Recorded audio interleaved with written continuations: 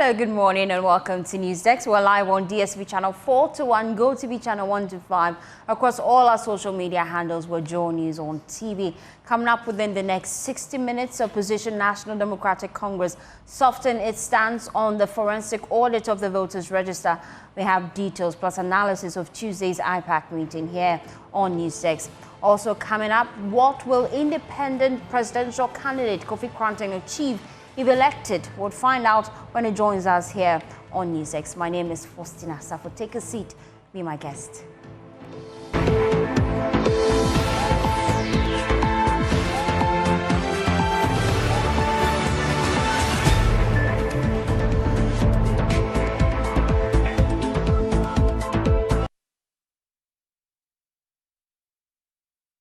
Thanks for choosing us for your home of independent, fearless and credible journalism.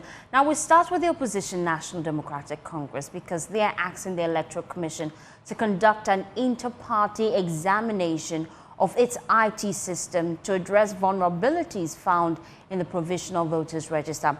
This is the NDC's response to the Inter-Party Advisory Committee meeting held on Tuesday. We'll bring you their statement shortly. First, let's bring you a wrap of what exactly transpired at that IPAC meeting on Tuesday. Here's Kwekwa Asante with more. Dr. Yao Forieje, Director of IT at the Electoral Commission, isolated the specific allegations and claims that have been made against the Electoral Commission by the NDC and responded to them separately. According to him, the Electoral Commission has specifically dealt with all the challenges that the NDC raised, and in particular, some of them are just spurious. In our minds, we can't see how you can delete somebody by transferring them, because transfers are allowed. So you can't delete somebody by transferring them. I also like to say that the way the voter management system is designed, and indeed ABIS, once you get registered onto the system, we went on further and looked at the transaction history of the particular voter within our database. By 2020, at 10:19 a.m., at the True Vine Preparatory School, JHS, near Boyman, with polling station number C150704. This gentleman, on the 22nd of October 2020, at 4:35 p.m., registered for special voting and was moved to the Achimota College Police Station, C1502 SPS. That is a special police station that he registered for. But the NDC came in forcefully, according to Dr. Edward Omane-Boama, who is the NDC's Director of Elections and IT. The Electoral Commission has simply shown itself not trustworthy enough. When your roof is leaking, you can decide to mop, keep mopping, and keep mopping. Or you can decide to fix the leakage and mop. What we see here is mopping and mopping and mopping. Fixing the leakage is missing. This forensic audit is not just about the register. When you have fixed the register, and I will demonstrate to you how, as a result of our revelations, some aftermath fixing is providing a semblance of we are fixing it. When you fix it, and we all look at the hard copies, and we are all giving the PVR, the soft copies. In November, if the very criminals that got us here are still there, engaged in illegal transfers, we will come back to square one. The New Patriotic Party, represented by the General Secretary, a former National Chairman, and the Director of Elections, all had their bite. But the substantive argument that was made by the NPP was that they raised similar issues in 2015. The NDC did not support them. And in fact, they've also gone through these claims that have been made by the NDC, and they have simply no legs to stand on. It's not a question about having a leaking roof and mopping your floor. It's about the data, what you presented to the Electoral Commission. The whole people of Ghana want to see it. And that is the comment APC made, that even the request for forensic audit is needless at this point, because we are yet to see those allegations that you are talking about. And the Electoral Commission has said that they are going to furnish us with the cleanup that they have done. So, Madam Chair, we also want to know from you when we can have the revised exercise that you have done, so that we can also have another look. It is afterward that if there is a need for us to convey again, then the issues that you are talking about, we can even think about or even consider. Some of the political parties did support the NDC's call for a forensic audit, others did not. I feel that an independent audit will rather boost the credibility and image of the voter register. Because just imagine if an independent auditor comes and says, well, the register is 100% clean. That one, it is not the EC saying it. Because what Dr. Ufori said, I mean, the presentation is nice, but it is the EC speaking. So in auditing, this will be classified as immaterial.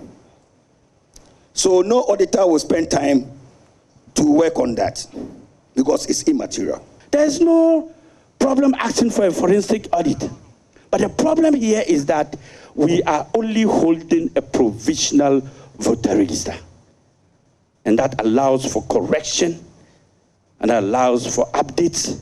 I don't know what it is. Maybe I can't what's it? You know what I say? Yeah, you will. And then will you hear something? It won't work. I don't know what you're trying to do. Electoral Commission Chairperson Madam Jean Mensah has been assuring that the Commission will always keep transparency as its watchdog and ensure that in the lead up to the 2024 general election, there will be enough for persons to know that the Electoral Commission is trustworthy. We Commission felt that it was in our interest to demystify the Commission and to remove the cloaks of secrecy that had hitherto shrouded our operations. And so today, from A to Z, from registration to the declaration of results, all our processes are open to the public. And that is the beauty of our democracy. She has also been announcing that in the coming days, the Electoral Commission will allow journalists in to witness and record IPAC proceedings. As part of the Commission's efforts to ensure transparency and accountability in all its processes, we have decided that this meeting and all subsequent IPAC meetings will be covered by the media. As we know now, the NDC is scheduled to have some high-level meetings to decide on their next line of action. The NDC says it is keeping all its cards on the table, and this will include protest. According to Dr. Doromani Boama, the Electoral Commission's word cannot be taken for it, and that is why they are going to have a meeting and decide whether or not this call for a forensic audit will be modified, as the Electoral Commission and others have been calling, or they will keep at it with barely 60 days to the 2024 general election. Reporting for Joy News, Kweku Asante, Alisa Hotel, Accra. Well, history was made yesterday, the first time the EC allowed the IPAC meeting to be telecast live, and the NDC has a statement after that meeting declaring their new stance. It appears they're shifting the goalposts this time. That statement is on your screens right now. It says, following the special inter-party advisory committee meeting held today, meaning yesterday, Tuesday, 1st of October, to deliberate on the 2024 Provisional Voters Register, the Functional Executive Committee of the National Democratic Congress deems it fit to restate the following significant admission by the Electoral Commission of Ghana. And they go ahead to state their point after that. They say, 1, illegal transfer of votes due to lack of a liveliness test technology as occurred in Pusiga and other constituencies. Yesterday, the EC took us through some of the systems they have had to put in place as a result of the issue that came up at Pusiga. And they also go on to state that erroneous addition of previous transfers to current 2024 transfer list. The EC also addressed that yesterday. And the NDC's response to this is that indeed it means some of the concerns we have raised is legitimate. They also say the presence of corrupted files in the 2024 Provisional Voters Register, which the Commission claims have been rectified and restored. Yesterday we heard from the EC. They say that they have rectified this issue. Now, they go on to say a vulnerable ECIT system that is susceptible to data manipulation and infiltration from officials and non-officials of the Electoral Commission who have access to login credentials. So those are the things the NDC said in their statement, and they go on to say that with this background, the Functional Executive Committee of the NDC has deliberated and decided to accept the EC's promise to release to political parties the corrected, updated version of the 2024 Provisional Voters Register for scrutiny within 1 week.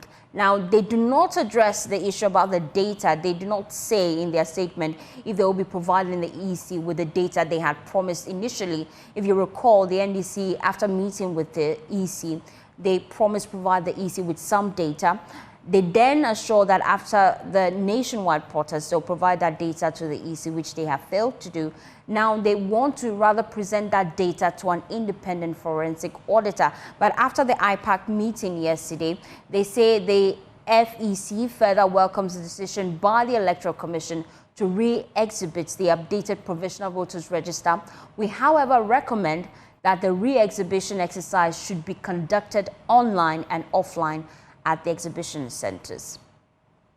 Then they say, additionally, the NDC demands a multi-stakeholder and inter-party examination of the IT systems of the Electoral Commission with the aim of addressing the vulnerabilities that the EC itself has admitted to, which vulnerabilities led to several of the anomalies we have raised. Clearly, the vulnerabilities in the IT system of the Electoral Commission can be exploited by criminals to compromise the integrity of the December 7 elections if not addressed. So that's a statement from the NDC. And just stating their stance now. Now they want the IT system of the EC audited. Let's engage Reverend Dr. Kwabena Opunifrimpong. He's with the Alliance for Christian Advocacy Africa. He was at that IPAC meeting yesterday. Let me first get your reaction after the EC's presentation and the concerns raised by the NDC before that presentation. What's your take-home from that meeting? Yes, firstly, let me say good morning to you and your cherished viewers. Good morning. I've been attending IPAC meeting for some time now. And I must say, yesterday's meeting was very healthy and very strong. And here we commend the podcast, all of them, such as the NPP that called for, especially the involvement of the media in IPAC, something that is on screen. Previous, the approach IPAC, and then at the top, the whole media house with guidance, cameras, the state, looking for people to interest. Yesterday, right from the beginning to the end, first time we had a media house, and that's very transparent food. And as we are moving to the future, we have all the kind of topics we had just almost everything. Video and voice, and you can finish up, and the takeaway from the part, you hear that are we saying this and say something quite. Rev, you may have to reposition for us so that we can hear you clearly. I'm finding it quite difficult to hear you.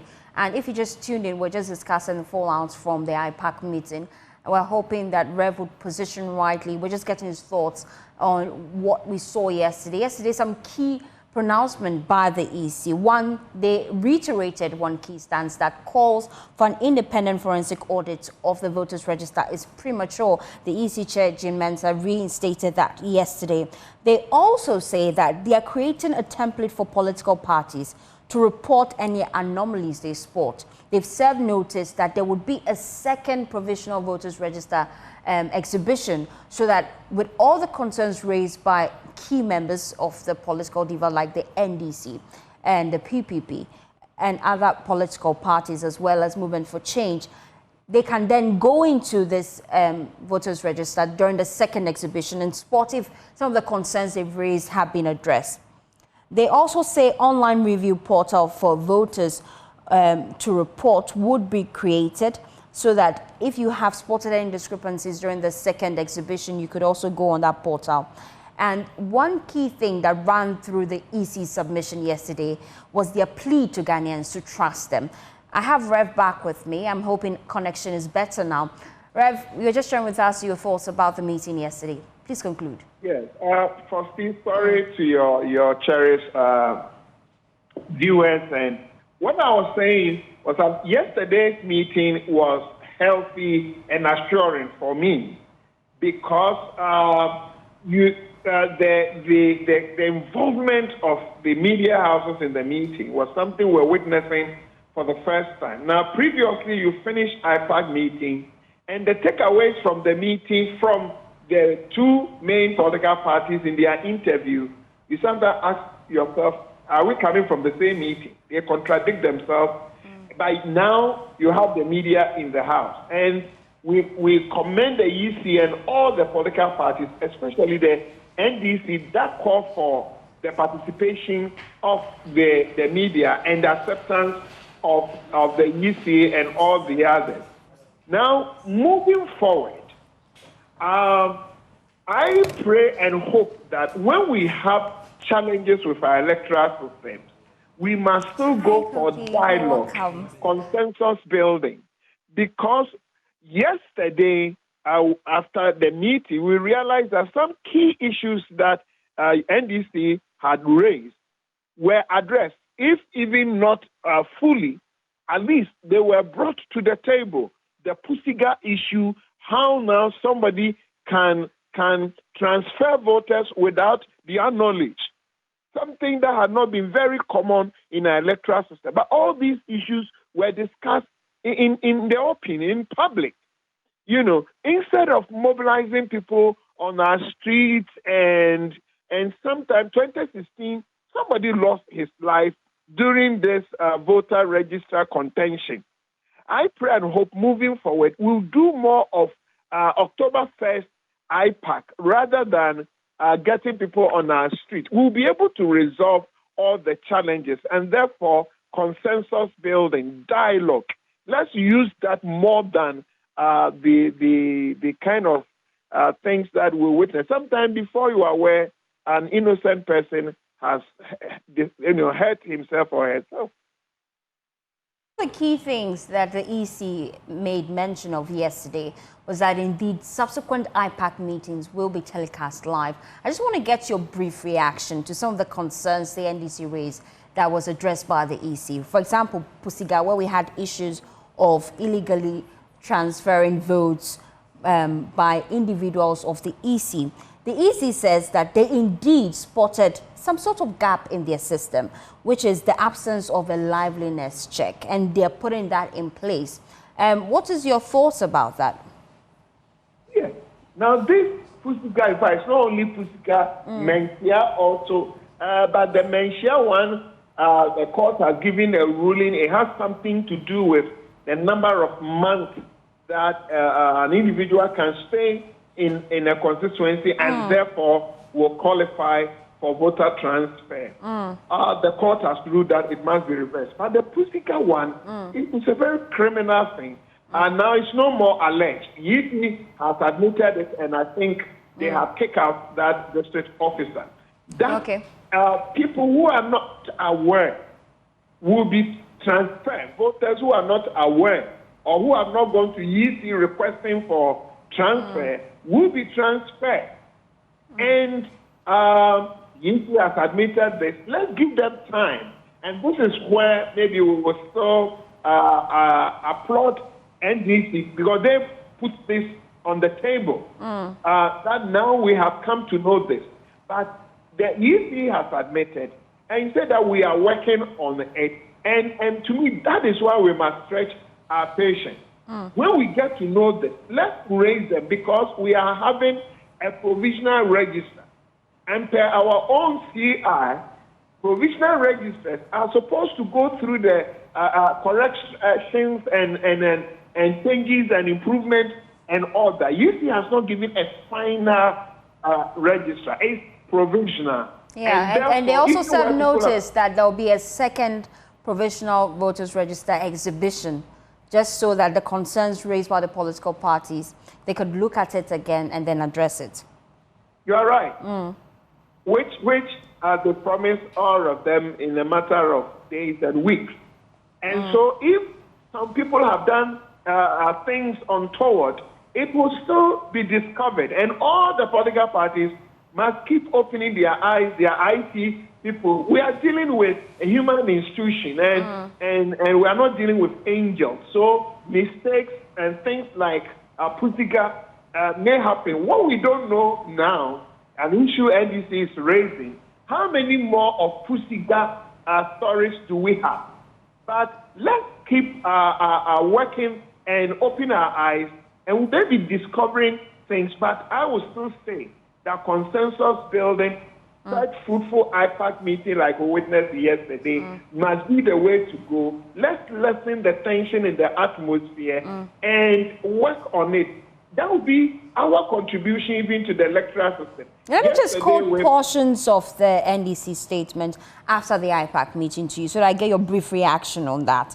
Now, after acknowledging some of the things that the EC put out, they go on to say that moving forward, they're demanding multi-stakeholder and inter-party examination of the IT systems of the Electoral Commission. So this time they want the entire IT system of the EC examined. Your reaction to that?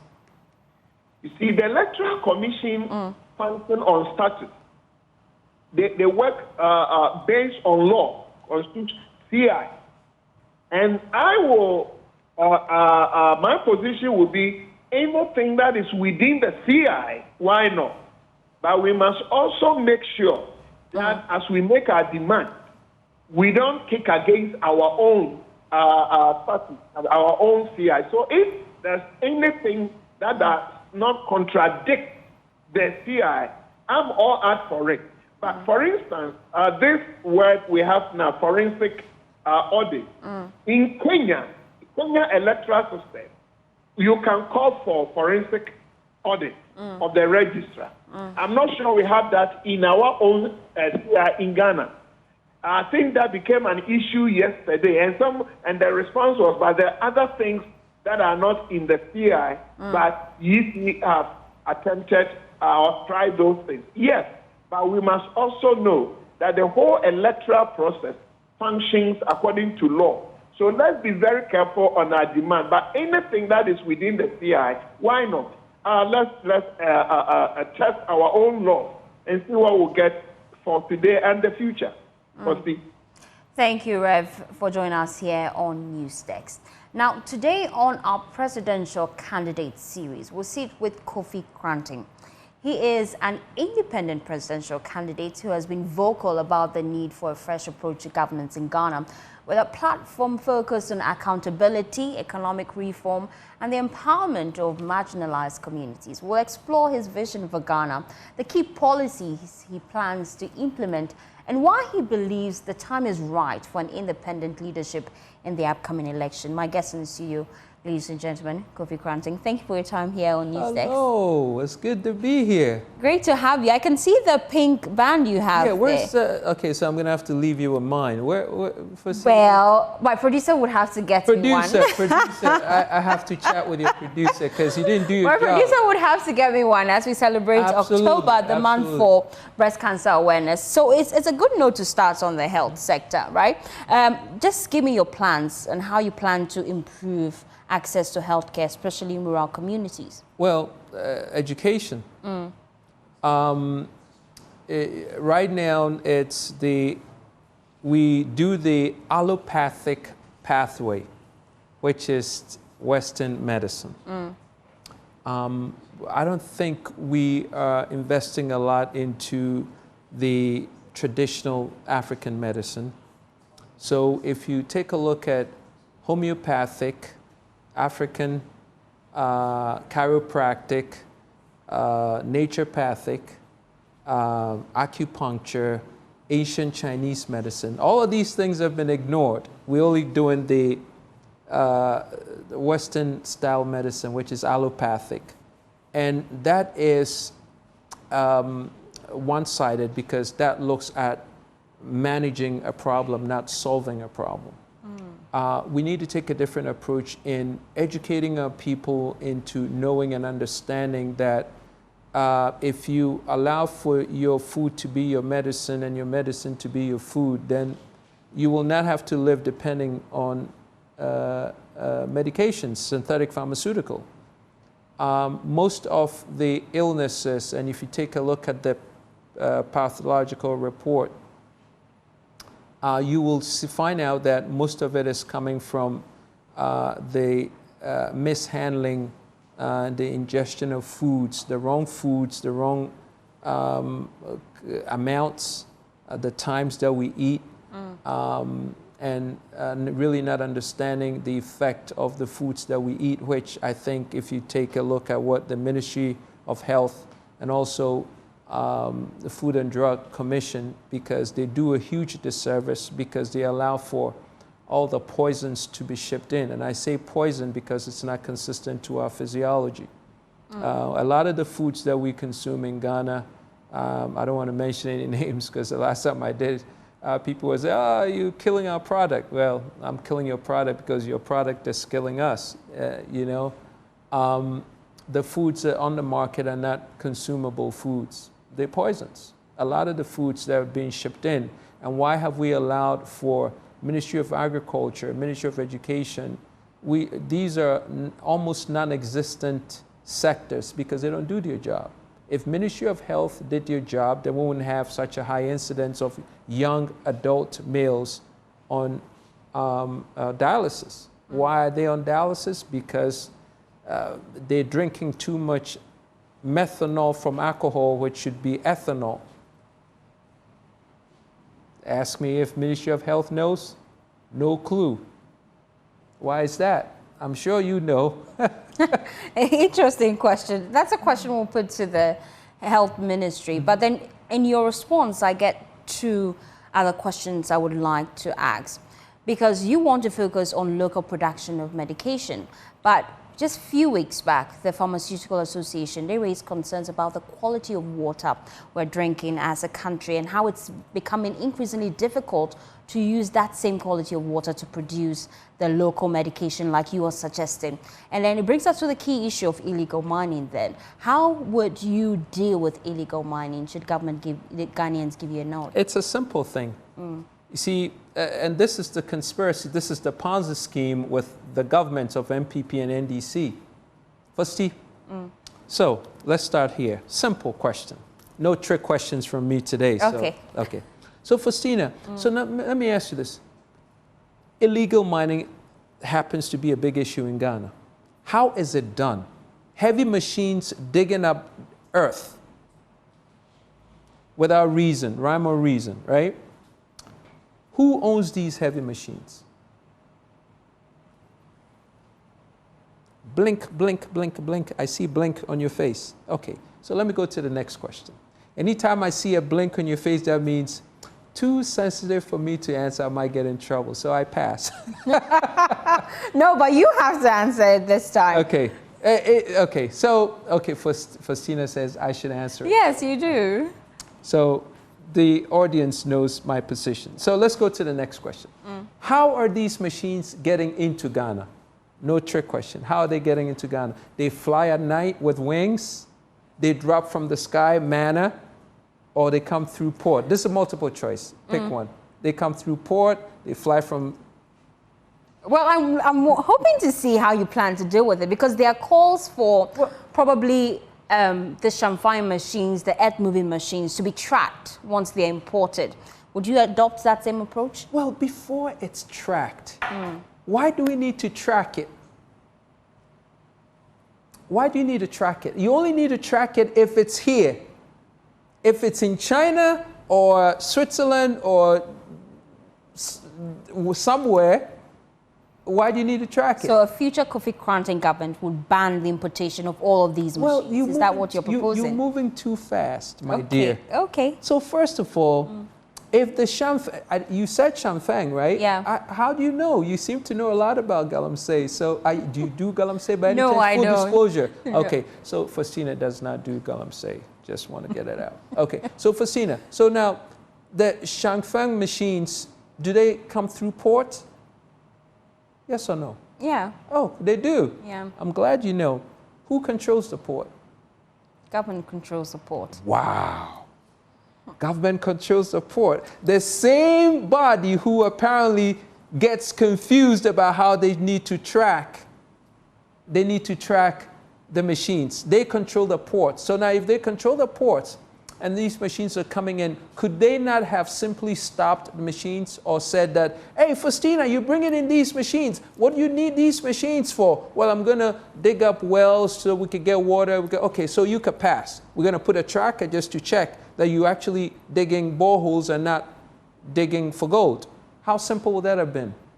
Okay, but that's just a one-step measure. We're looking at the concerns about right now, government is facing a crisis because in the next 8 days, organized labor would withdraw their services nationwide. They want government to declare a state of emergency. Would you back such calls? We need to, without a doubt, shut down the whole industry. Stop. Reset. We need to shut it down because it's killing us.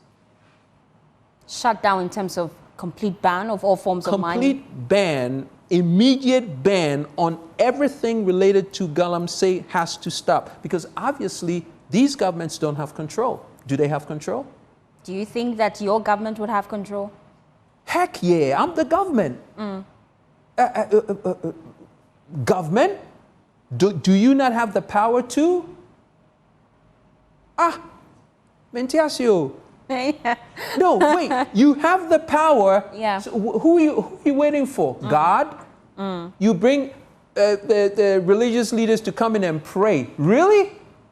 Pray for what? You have the power. That's why you government. If you can't do the job, which apparently they've made very obvious, that's why I'm saying get out of here. If the kitchen is too hot for you, let somebody who is a master chef come in. So let me just get a sense of what you would do. You would track the machines from the port, that's one. You would ban the importation of some of this machine if it's not used for purposes that you deem fit. Two, another thing you say is that you would ban all forms of mining. But then how do you plan to reclaim the lands? Reclamation should be part of the contract before giving these machines or giving these concessions out in the first place. Did they do that? They didn't. So you cannot, first of all, you cannot give a piece of land out for mining if you don't have a reclamation plan associated with it. Did they do that? This government is so ridiculously incompetent and we cannot forgive them. I am sorry, we cannot forgive them. And then when somebody goes out and protests, you have the audacity to arrest them. Hey, do you understand the people who should be arrested and put in jail is the president and all his ministers? Listen to me. Because you have violated the highest rights of the human being. Who is the most important person? Who is the most important value item on earth? Who? Not the human being? And you are injecting lethal synthetic pharmaceutical into the human being. They respond because they can't take it anymore and you arrest them. The nerve of you to arrest them. Release them immediately because you were irresponsible and incompetent. You should be in jail. So will you join the protest for them to be released? I know you were there, but there's a new protest coming up where we're going to be there. We are going to be there. Okay. And everybody, every Ghanaian should be there. You should be upset as I am, as all the protesters are, and if they want to arrest all of us, we will see. This is ridiculous. You're killing us, and they're responding, and you arrest them. Are you out of your mad mind? This is so upsetting. I see how passionate you are. No, but listen, Fosti, do you know you had an injection of galamsey today? Have you eaten? Have you had breakfast? Tea? Yeah, yes. It's in the water. They're 700% past the standard they need to have in terms of the purity of the water for them to experience even more purity before it goes into the water system. And the Ghana Water Company even served notice that in future Ghana may be forced to import water for even domestic use because of they're now spending 3 times as much to purify water that we get in our homes. Because the levels are 700% higher than, and these poor people living in the villages, and they're fetching from the grounds. It's all contaminated. There are calls for our laws amended to equate illegal mining to murder. It is murder. Do you back those calls? Would you amend the laws if elected president? Massa, no time. Listen, I'm president today, it's illegal to mine, period. All forms of mining. Let me tell you something. The problem has never been the small-scale miners, because you know what, Faustina? The small-scale miners never had the money to buy the large equipment that's decimating the forest and polluting the waters. It was never a problem. 50 years ago, they were mining, but we haven't solved the underlying problem. This is what I call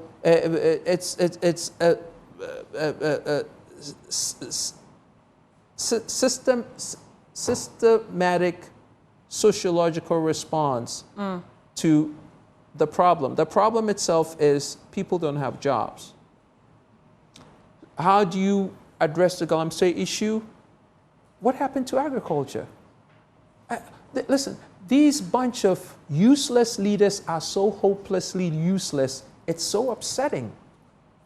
What happened to agriculture? Yesterday, I'm listening to the news, and they're congratulating the agric minister that we have just gotten some 800 tons of corn. And I'm like, and they're like, oh, he's done so just a little update on that, and I'll get your thoughts on how you plan to change Ghana's agric sector. But the purpose of the press conference yesterday from the agric minister was because it was giving updates on the impact of dry spell. Ghana was in a place where we're most likely to have food security issues as a result of the impact of dry spell.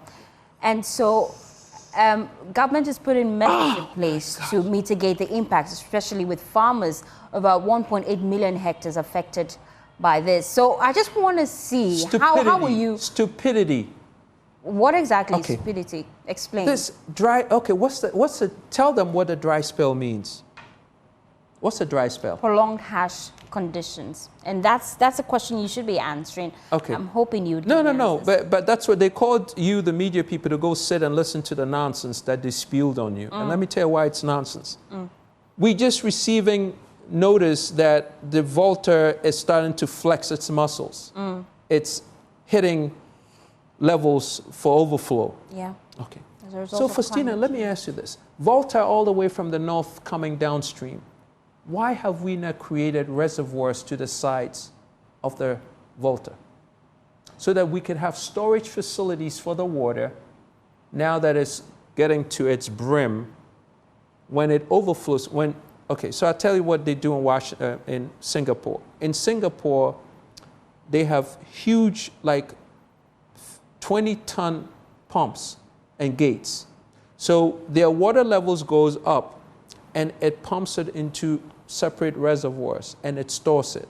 When the water levels goes low, they open the gates, the water comes back in. How difficult is that? And so a future Kofi Kranting government would create reservoirs? You don't even have to wait for Kofi Kranting. This is common sense. You have water that spills out of its boundaries. Why don't you create reservoirs to store the water so when we get into dry spells, you release the water?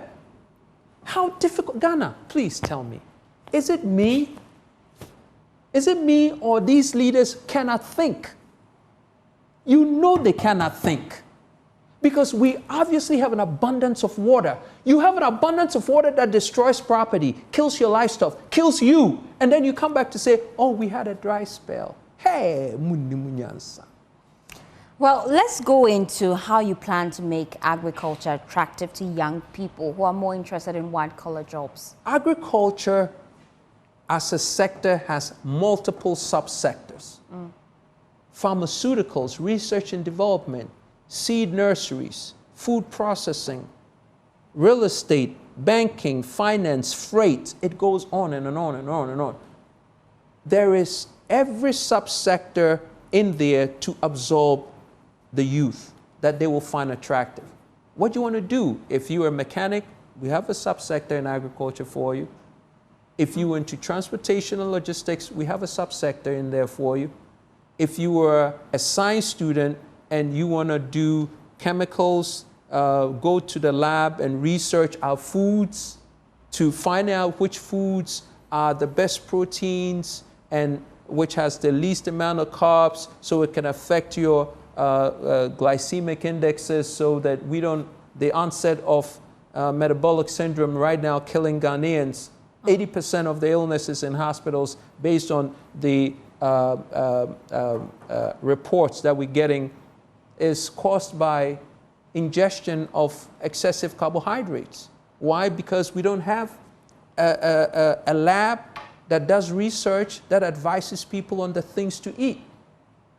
You have people coming in from work late and they're eating, you know, my mother used to eat kiloli, 11 p.m. I used to always fight with her, but you know what I'm saying? But you have people who actually have a habit, finish work and go buy, and then they eat fruits, togbe. You know, you like togbe? Okay. Not really. So togbe is one of the most dangerous things to eat because it has hybridized wheat, which is like heart attack. It has seed oil, heart attack. The whole physiology is against seed oils. And that's what we use to fry everything. Everything, even the water is fried in Ghana. Everything is fried. More oil, the better. Masa, mami, Charlie, have me for more. Where I can. Coffee. No. Yeah. And so when you eat, and then you have the sugar. So you have sugar, seed oils, and you have wheat. Trifecta, big time. It's a killer. Why? We have coconuts, we don't have coconut oil. We import safflower oil, sunflower oil, sour soybean oil. These are poisons. So you ban the importation of all of these?